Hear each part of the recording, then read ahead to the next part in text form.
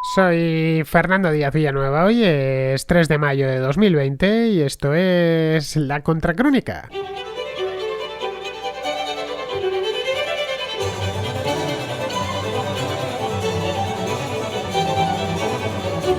Bienvenidos a la Contrarréplica, el espacio de los domingos, el espacio del Contraescucha. Antes de nada, una cosita. Ayer, el día 2, hicimos un directo. Bueno, ayer no, el día 2 no, lo hicimos día 2, casi día 2, lo hicimos el día 1 por la noche en España.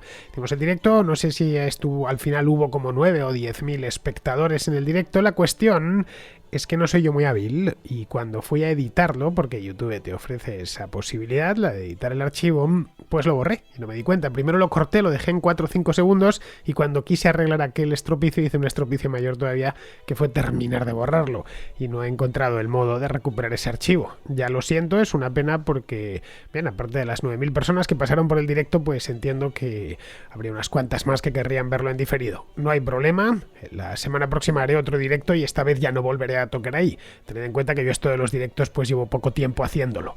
De cualquier modo, tranquilo todo el mundo, que esto no se volverá a repetir y por supuesto habrá muchos más directos como el del pasado día 1, que además fue hora y media, me quedé sin voz, me tuve que beber un litro de agua al terminar, como siempre que hago los directos. Esto no es como hacer este programa, que a fin de cuentas pues te hago bloques, ninguno es más largo de unos 10 minutos y siempre puedo darle un trago al vaso de agua. En ese caso era hora y media. Pero bueno, volviendo a la contracrónica, volviendo hoy a la contrarréplica, ya sabéis, este es un programa en el que enviáis vuestros comentarios de lo que sea, después de prácticamente cualquier tema, que no sea de fútbol, porque de fútbol no entiendo, ni de deportes en general, pero tampoco de temas del corazón, de ecos de sociedad, que se llamaba antiguamente, pero si es de política, economía, historia, los de historia mejor lo lleváis al contrasello, pero es el mismo número de WhatsApp para todos. Es el 690 82 7909. Ya sabéis, tiene que durar las llamadas, las notas de voz tienen que durar aproximadamente 1 o 2 minutos y sobre todo escucharse bien. Muy bien, pues dicho esto, pasamos ya a la contrarréplica.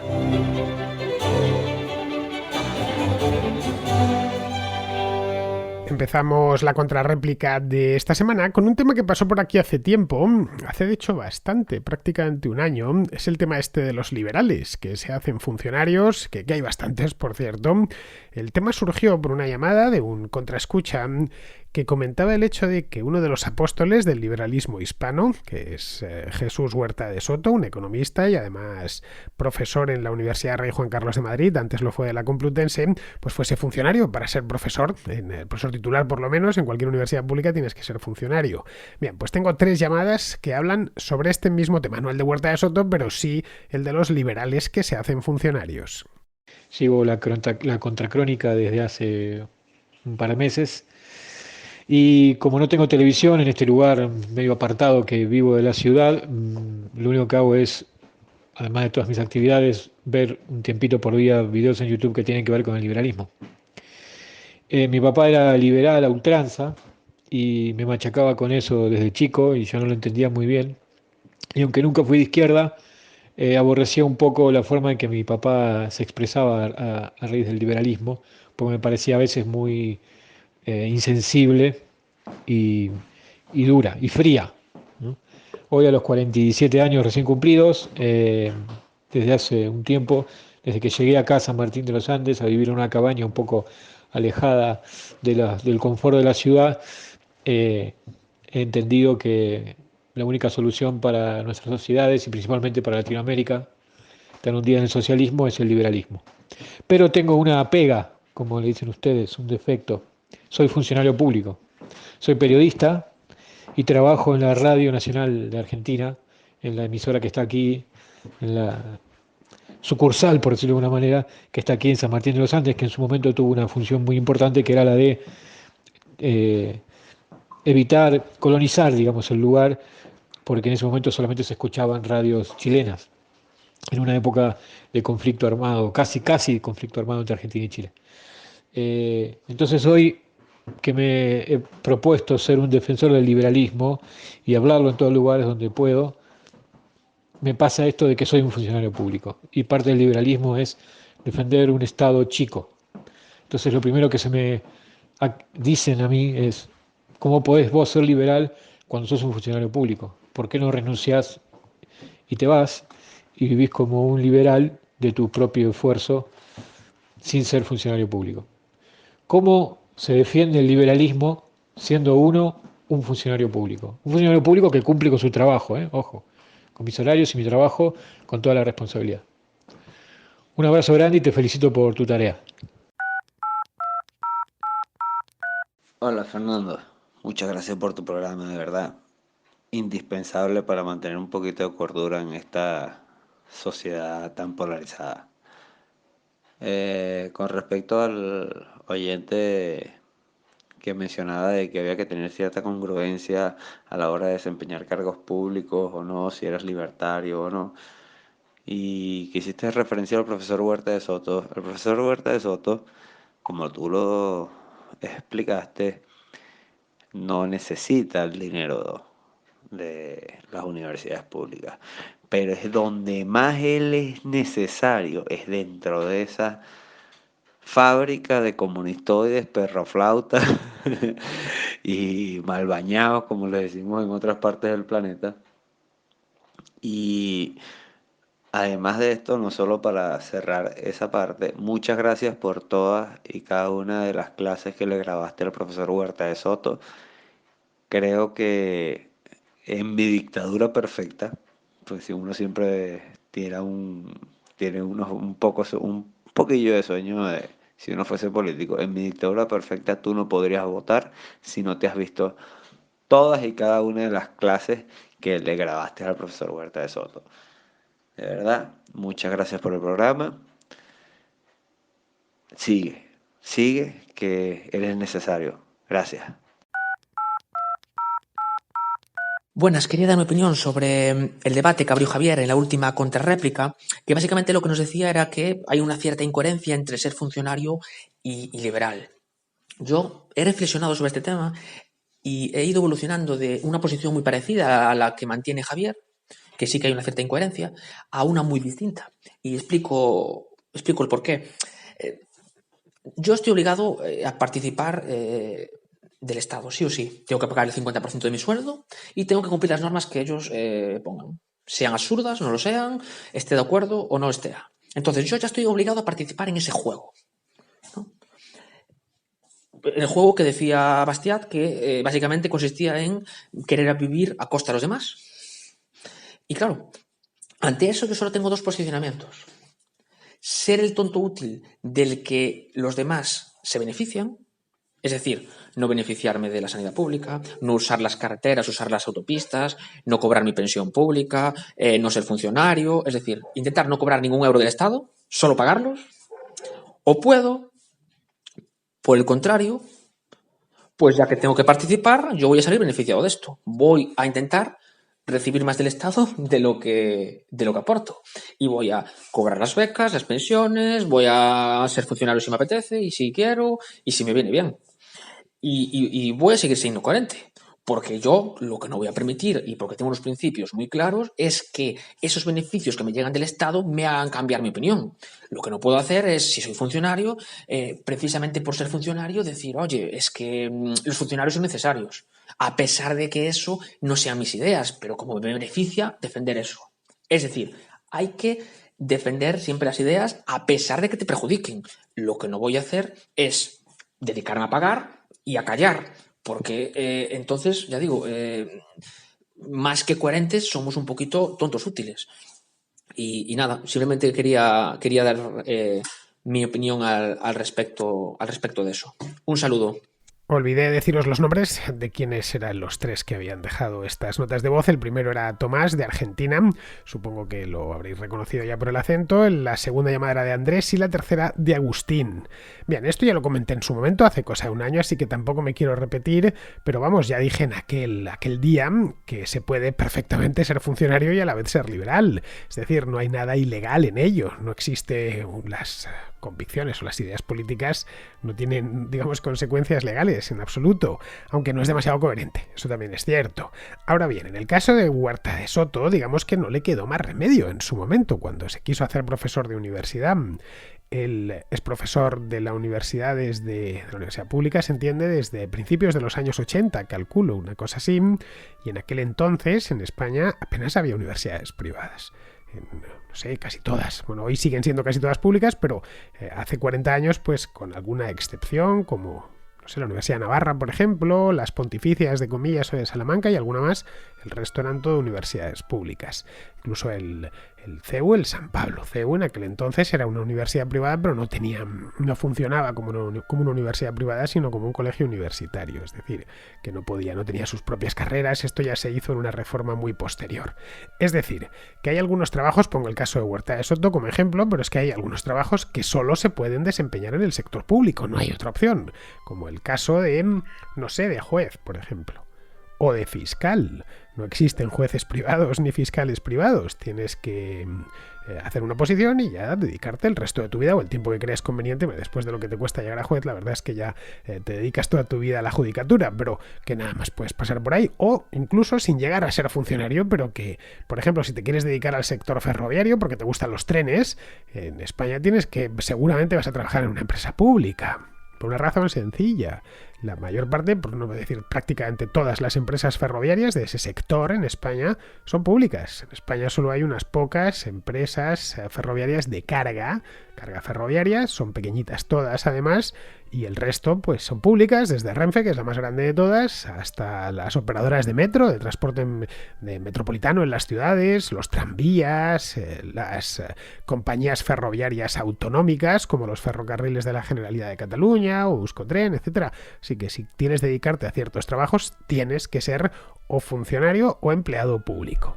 Bueno, empleado público, empleado de una empresa pública. Yo la verdad es que nunca pensé en hacerme funcionario, nunca en la vida, ni siquiera lo consideré, y eso que estudié una carrera que da muchos funcionarios, que es la carrera de historia, pero vamos, nunca se me pasó por la cabeza, no quería ser profesor, y además es que no tenía yo a los 18 o a los 23 años, que si yo cuando terminé la carrera, pues no tenía una idea muy clara de lo que quería ser en la vida, y por supuesto, lo que sí tenía claro es que no quería hacer el mismo trabajo toda la vida, tener los mismos compañeros, estar en el mismo sitio, me producía un poco de angustia, y la razón por la que no me hice funcionario fue esa, no porque fuese contra mis principios.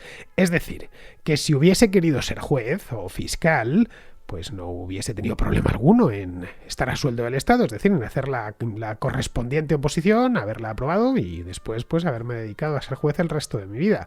Otra cosa distinta es que, pues no sé, hagamos uso los que somos liberales de la sanidad pública, por ejemplo. Es un caso claro que siempre te lo dicen, pues no vayas al hospital si te pones enfermo, o de la red de carreteras, no sé cómo no vaya levitando, como no vaya a hacer uso de la red de carreteras. A ver, ambos, tanto la sanidad pública como la red de carreteras las pagamos vía impuestos y por lo tanto pues es perfectamente legítimo que cualquier liberal haga uso de ellas, solo faltaba. De hecho, cuando los mismos que te defienden estos sistemas en los que el Estado se encarga de todo, te lo dicen, ¿no ves? Es de todos, bueno, de todos a no ser, claro, que consideres tú que yo no tengo derecho a ello.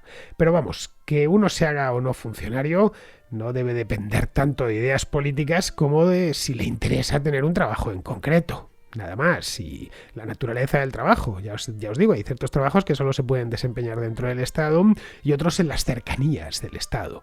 Ahora bien, si eres liberal y una persona muy teórica y tal, y que estás muy convencido de lo tuyo, pues lo suyo es que te hagas empresario, o que por lo menos vayas por esa vía. Pero bueno, eso ya cada uno es cada uno. Bien, vamos ahora con Alberto, que es un contraescucha de Coahuila, en México, que nos plantea el tema del vandalismo en las protestas. Y quería preguntarte de qué piensas tú de lo que pasa, bueno, se pudo ver más en las últimas protestas que hubo del feminismo, pero en realidad en todas las protestas siempre pasa, que es el vandalismo que se comete en estas protestas, o sea, el daño al patrimonio arquitectónico de las ciudades, que ahora estos daños, o sea, hacer grafitis, dañar a diferentes monumentos es algo justificable y exaltado, como un acto heroico y no como un atentado al poco patrimonio histórico que tenemos en nuestras ciudades. Acá en el norte de México, pues no hay en realidad así mucho patrimonio arquitectónico porque aquí no es nada cuidado. Los edificios y las casonas antiguas en las ciudades son demolidas para hacer departamentos o hacer centros comerciales, esas cosas. Y de hecho te pregunto esto porque ahora he visto que varios amigos míos en Facebook comparten, por ejemplo, una imagen que dice que una persona pone como historiador: tengo la autoridad moral para decir que los monumentos históricos pueden ser vandalizados, grafiteados y destruidos si esto implica un cambio. Si te ofende más que pinten una estatua que no representa nada más que una tradición inventada, que la vida de las mujeres que están expuestas a la violencia machista en todos sus niveles, pues creo que te hicieron más clases de ciencias sociales. O sea, es justificable, es tratan de argumentar el daño al patrimonio con esto, como si haciéndolo se borrara un pasado. De hecho, intentan borrar el pasado, diciendo que no hay que pedir permiso para cambiar la historia, no se puede avanzar así. Entonces, pues no, la verdad yo aprecio mucho el patrimonio histórico porque, como te digo, aquí en el norte casi no se cuida, no es apreciado porque es visto algo como ya antiguo, decadente, que es mejor tirar para crear modernidad. Entonces, no sé cómo justificar eso. Y como te digo, la gente de mi generación piensa eso, que hay que destruir las cosas para hacer y mejorar nuevas para un futuro mejor, según ellos. Y bueno, pues nada, muchas gracias y muchas felicidades por tu programa. Bueno, Alberto, a ver, en México sí que tenéis patrimonio histórico, un montón además, quizá no tanto en Coahuila, pero vamos, en todo el país es muchísimo. Yo creo que es el país de América con más patrimonio histórico, tanto, bueno, entre otras cosas porque es un país muy grande, pero vamos, es también porque ha pasado mucha gente por ahí a lo largo de los siglos. Tanto patrimonio prehispánico, hay auténticas joyas precolombinas en México, Teotihuacán, por ejemplo, Chichén Itzá, Palenque, que está en Chiapas, es decir, y me dejo un montón de ellas en el tintero, como por supuesto patrimonio hispánico, es decir, posterior al siglo XVI. La Catedral de Ciudad de México es... es una joya arquitectónica al nivel de las europeas, bueno, y muy superior a la mayor parte de catedrales de Europa. Tenéis también ciudades históricas espectaculares, con cascos antiguos que son una maravilla, como puede ser Puebla, o Guanajuato, o Morelia, Zacatecas, Querétaro, caray, estoy hablando de memoria, pero seguro que si me pongo a mirar me salen muchísimas más. Tenéis misiones franciscanas, tenéis ciudades fortificadas como la de Campeche, vamos...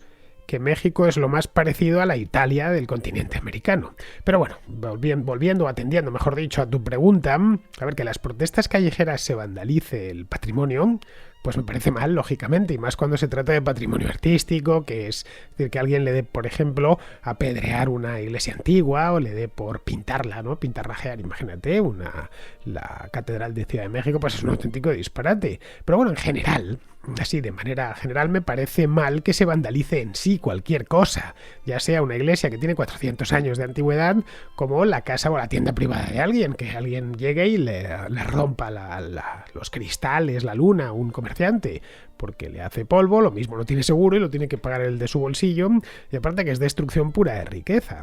Pero bueno, esto se puede explicar, esto de la destrucción del patrimonio, no del patrimonio histórico, del patrimonio en general, en las protestas, manifestaciones y demás. Yo creo que se puede explicar porque en la mística de la revolución está aquello de hacer que el mundo arda. Que arda además por los cuatro costados, para luego edificar sobre sus cenizas el nuevo orden. Y a partir de ahí el nuevo mundo. Y por lo tanto hay que destruirlo antes. Por eso muchas protestas terminan como terminan, en una auténtica orgía de destrucción. Eso no solo sucede en México, sino que sucede yo creo que en todo el mundo. Si vemos manifestaciones en Alemania, bueno, cada vez que... Alemania, estoy hablando, un país en principio civilizadísimo, con gente muy tranquila, ¿no? Pues cuando hay movidas de estas en Hamburgo o en Berlín, vemos que la policía se emplea a fondo y que los manifestantes, o muchos de ellos, no tienen ningún problema en romper farolas, en arrojar papeleras a los policías, etcétera. Por suerte es algo excepcional, pero por suceder sucede. También pasa en Estados Unidos, pasa por supuesto en España. Tuvimos unas protestas muy destructivas aquí en Barcelona el pasado mes de octubre y también pasa en México. Es decir, por desgracia, esa mística del hacer que el mundo arda está muy extendida y está muy extendida desde hace por lo menos un siglo, si no más. Pero bueno, el caso más reciente lo tenemos en Chile, en los meses de octubre y noviembre del año pasado, cuando las protestas se desmadraron y les dio por prender fuego a las estaciones de metro de Santiago de Chile. Acuérdate que todas las imágenes que recibimos desde allí nos dejaron a todos estupefactos. No veíamos muy bien el sentido de bajar a una estación de metro y meter fuego a los propios trenes, como hicieron los manifestantes en aquella ocasión. Bien, pues al margen de que sus demandas, la de los manifestantes, fuesen más o menos acertadas, es decir, que tuviesen más razón o menos razón, en el momento en el que se empezaron a comportar como Atila, perdieron toda la razón que pudiesen tener.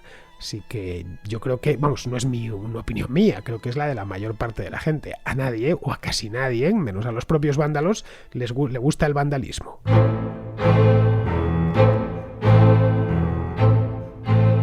Vamos ahora con Esteban, que es de Bariloche, en Argentina, que nos habla de la corrupción y de lo que la hace posible. Me da la impresión que otro punto muy importante para combatir la corrupción es evitar todas las posibles fuentes de la misma. Así como la oportunidad hace al ladrón, también hace al corrupto. En ese sentido, entiendo que toda sociedad que se aleje mucho de los mecanismos del libre mercado, del libre comercio, donde haya precios máximos, cupos, permisos de todos los colores, subsidios a granel, tarifas aduaneras abusivas, va a ser un caldo de cultivo de corrupción.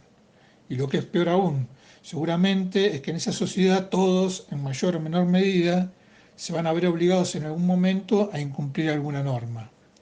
Entonces, esa transversalidad de la corrupción va a ser casi imposible que sea mal vista por esa sociedad. Por lo tanto, las normas, las regulaciones, etcétera, que se legislen, siempre deben evitar dar demasiado poder a alguna gente. ¿Qué es eso en definitiva? Un poder excesivo, lo que corrompe, como dice la famosa cita. En ese sentido, casi apostaría que en Canadá la corrupción es menor que en China, que en España es menor que en Rusia o que en Chile es menor que en Venezuela. También casi estaría convencido que cuanto más prolífico sea en legislación un país, más propenso a la corrupción será, ya que éstas en general implican alguna prohibición a la libertad de las personas. Si en el ejemplo del policía en España que ponías, por ejemplo, una multa de tránsito, infracción menor de tránsito costara, 10.000 euros, entonces cada policía tendría un chiringuito. Chiringuito parecido al que tienen, por ejemplo, los agentes de aduana aquí, cuando para proteger a determinada industria se ponen tarifas por arriba del 200 o 300% a determinados productos. Y de estos hay muchos ejemplos similares. Efectivamente, Esteban, se puede incentivar o desincentivar la corrupción. Eso yo creo que está claro y es algo que está al alcance de cualquiera que piense un poquito. Es decir, cuanto más poder concedamos a los gobernantes, más corrupción habrá. Es de cajón, es una cuestión elemental. Podemos ser unos fantasiosos y pensar que el poderoso va a ser bueno y jamás va a hacer un uso malo de ese poder que se le ha concedido o del que se ha apropiado él. Pero eso es no conocer al género humano, ¿no? En fin, ya sabes aquello de Lord Acton, aquello que decía del poder corrompe, el poder absoluto corrompe absolutamente. Pues eso es del todo cierto. Luego está el tema del exceso de leyes. Es decir, no conceder más poder del necesario al gobernante, pero sí en cambio dejarle un montón de leyes, lo que se conoce como la sobreregulación. Es decir, cuanto más, y esto es algo que se puede verificar en la realidad, cuanto más corrupto es un país, más leyes y normas tiene ese país. Muchas además, como hay tantas, claro, entrando en conflicto entre ellas, lo que genera, como es fácil imaginar, una tremenda inseguridad jurídica. Lo mismo sucede con los impuestos, ¿eh? Cuantos más impuestos hay, más arbitrarios son, suelen conseguir lo contrario de lo que persiguen, es decir, recaudar, porque un impuesto, su función es suministrar recursos al Estado. Esto es algo que se sabe desde antiguo. Mira, el conde Oropesa, que era el presidente del Consejo de Castilla en tiempos de Carlos II, estoy hablándote de la segunda mitad del siglo XVII, lo consiguió así en una frase memorable. Os lo voy a leer. La frase esta decía literalmente: limitar los tributos es asegurarlos y conseguirlos. Siendo pocos y irregulares, se logran, y excediendo de la proporción, se confunden. Uno debe cobrar el príncipe y pagar los vasallos. Lo demás son arbitrios de la opresión y del ahogo. Bien, Manuel Joaquín Álvarez de Toledo y Portugal, que era conde de Oropesa y presidente del Consejo de Castilla. Esto lo dejó dicho Oropesa en el año 1688, es decir, 2 siglos antes de Lord Acton y un siglo antes de Adam Smith.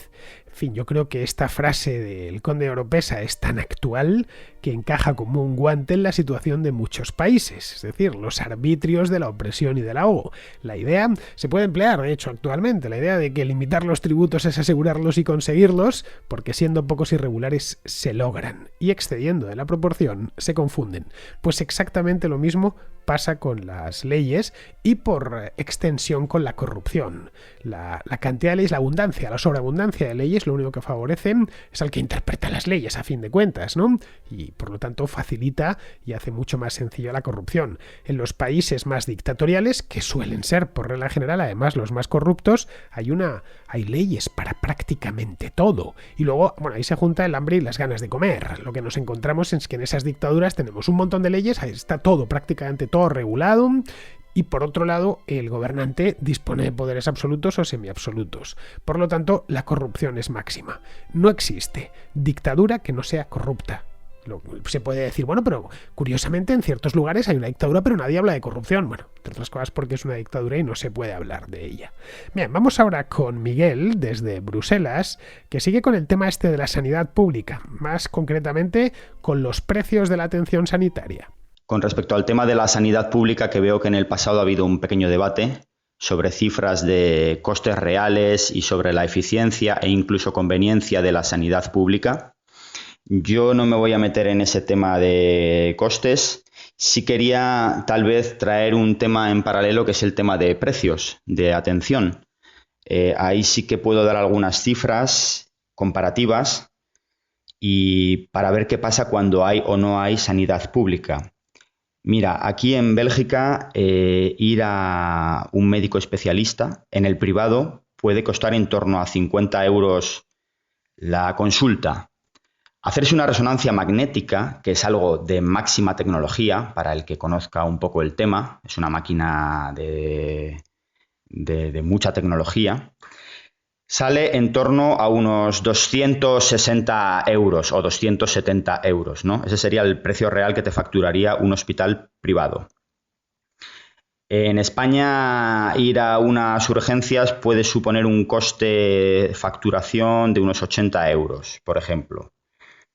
Caro, no es excesivamente barato. Bueno, en el año 2010 yo estuve en Estados Unidos y tuve que ir a un hospital de urgencias porque tenía un problema en la pierna y no podía dejarlo pasar hasta volver a Europa. Estuve 20 minutos esperando, el médico me despachó en 5 minutos diciéndome que no había ningún problema y con un antiinflamatorio, así que todo muy bien. Y de vuelta, no, ningún tipo de pruebas, ni de rayos X, ni resonancias, ni tratamiento, ni nada de nada. De vuelta ya en Europa recibí la factura porque no me dejaron pagar en el momento y no me dijeron cuánto iba a ser el coste. Así que recibí una factura de $321 por la atención del equipo médico, pero es que además 2 semanas más tarde recibí otra segunda factura del hospital por $1.317. Es decir, en total unos 1.600 y pico dólares entre el equipo médico y el hospital. Uno se preguntará, la del hospital, ¿a santo de qué viene? Porque con $1.300 uno se puede pagar una suite de lujo prácticamente en muchos hoteles del mundo. Pero bueno, con esto quiero decir que comparando precios, por una mera asistencia de 5 minutos pagar $1.600 a tocateja, pues me da la impresión de que esto pasa porque en Estados Unidos no tienen esa alternativa pública en la que el ciudadano sabe que de primeras es gratuito, por supuesto que luego se paga con los impuestos y ya sabemos que nada es gratis, pero bueno, como no hay esa alternativa, las empresas privadas, que son los hospitales privados, son empresas, esto lo saben y yo creo que se aprovechan un poco a modo casi de cártel subiendo los precios y disparándolos de forma casi grosera, porque acabo de dar las cifras, que son cifras reales, tengo aquí delante de mí las facturas. Así que, bueno, simplemente el quitar la sanidad pública puede crear un efecto derivado, un efecto secundario de que el privado se dispare. Esa simplemente era mi aportación. Muchas gracias. Pues muchas gracias, Miguel, por los datos que nos aportas y de tu experiencia personal, además, que no es algo que hayas leído por ahí ni te lo hayan contado, que tienes, vamos, que tienes las facturas delante, como bien nos has dicho.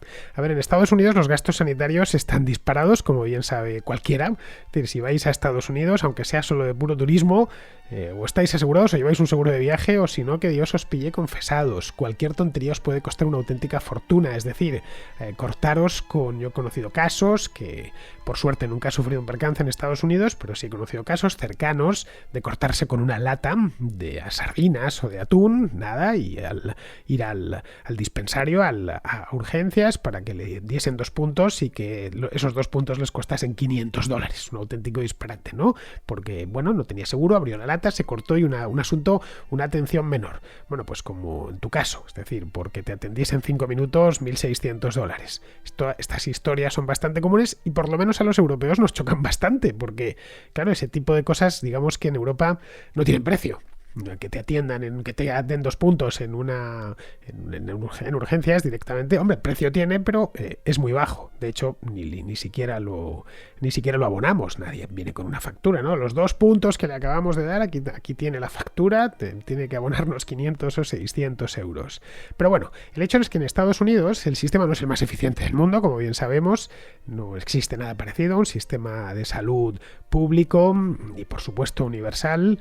Y hay todo tipo de seguros. Hay seguros que cubren cosas básicas, otros que cubren, que tienen unas coberturas mayores, otros que son muy escasos, en fin. Si habláis con un estadounidense os lo puede contar exactamente, más se lo saben de memoria, las eventualidades que cubre su seguro. Pero vamos, no hay nada similar a lo que tenemos aquí, es decir, que tenemos un catálogo de servicios prácticamente universal. Pocas son las cosas que faltan. En Europa, como bien dices, compite un sistema público financiado con impuestos o con cotizaciones obligatorias, en el caso de los sistemas sanitarios del modelo Bismarck, que es mediante cotizaciones, el nuestro es el Beveridge, entonces es mediante impuestos, pero bueno, en esencia es básicamente lo mismo, y eso compite con un sistema sanitario privado.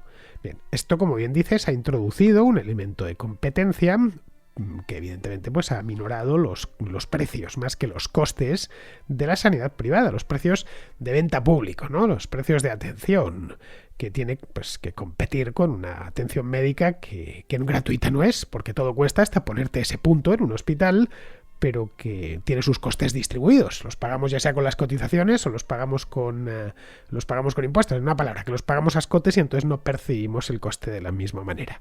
Bien, pues ya para terminar, vamos con Manuel, que nos habla de los medios de comunicación. Hola Fernando, ¿qué tal? Bueno, quería poner un poco encima de la mesa el tema de los medios. Bueno, a ver, antes de nada poner encima de la mesa, yo creo que el punto de partida, creo que mucha de la tendencia política y social actual de España viene dada también por el mejor posicionamiento en los medios de comunicación, digamos, de nueva jornada.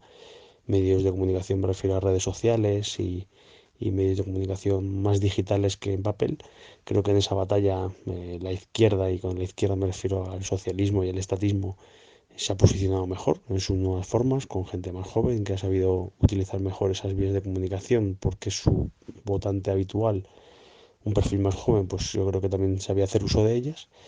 Y en ese sentido esa batalla la ganaron hace tiempo y creo que ahora se están viendo un poco los réditos, ¿no? Ante esto quería preguntarte si partimos también de la base de que los medios de comunicación, cuanto más haya y más libertades que tengan y ejerzan, mejor. Pero si estás empezando a ver algunos indicios de censura, entendida como pequeñas herramientas o pequeños mecanismos donde se empiece a cambiar esa libertad de prensa y a sesgar un poco la información. Y al final, pues bueno, si es cierto que los medios de comunicación configuran la opinión del ciudadano, pues es importante esa batalla, incluso puede que sea ahora mismo la más decisiva. No sé cómo ves, en definitiva, el planteamiento del gobierno actual con respecto a la prensa, el estado de la prensa actual, la cantidad de medios digitales, sobre todo, de una tendencia en comparativa con otros, y si la batalla ideológica se está dando ahí, se está ganando ahí. Muchas gracias. Bueno, Manuel, a ver, en España la prensa escrita está más escorada hacia la derecha, aunque esto no quiero decir que sea de derechas, pero está un poco más escorada la escrita, ¿eh?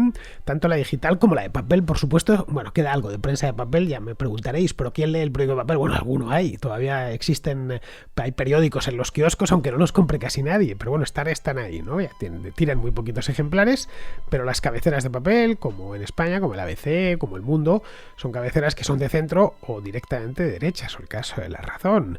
Algo similar sucede en la radio, las grandes emisoras de radio.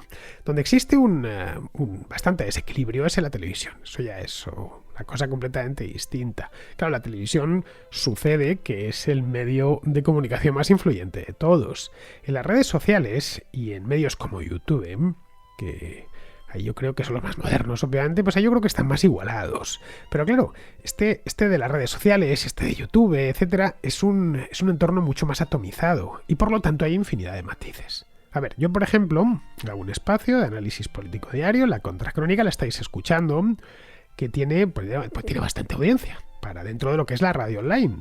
Pero yo no soy de ningún partido, tampoco hago activismo de ningún tipo.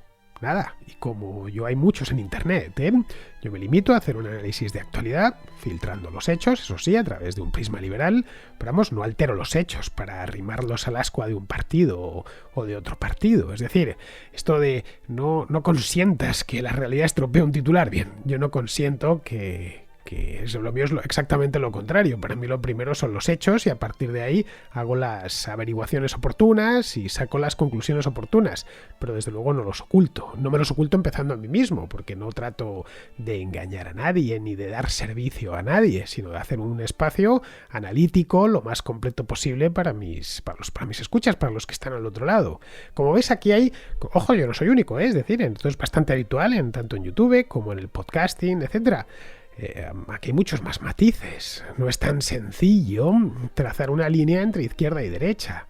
Quizá precisamente por eso, pues cada vez más gente acude a internet a buscar información y sobre todo, más que información, porque la información es gratis, los teletipos son gratis, los tenemos en el teléfono, los tenemos en cualquier lado, la información en crudo es gratis.